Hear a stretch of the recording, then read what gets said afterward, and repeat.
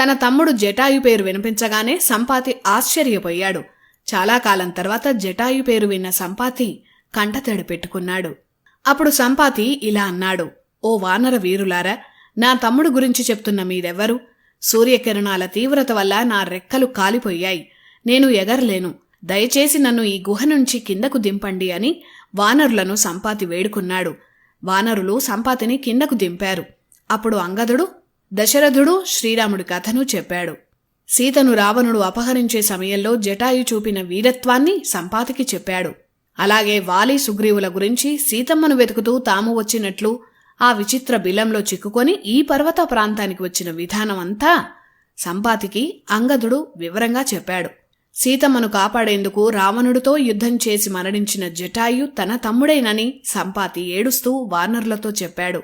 వానరులు సంపాతిని ఓదార్చారు. అప్పుడే సంపాతి తమ చరిత్ర గురించి చెప్పాడు. తమ వయస్సు 1000 సంవత్సరాలుగా సంపాతి చెప్పాడు.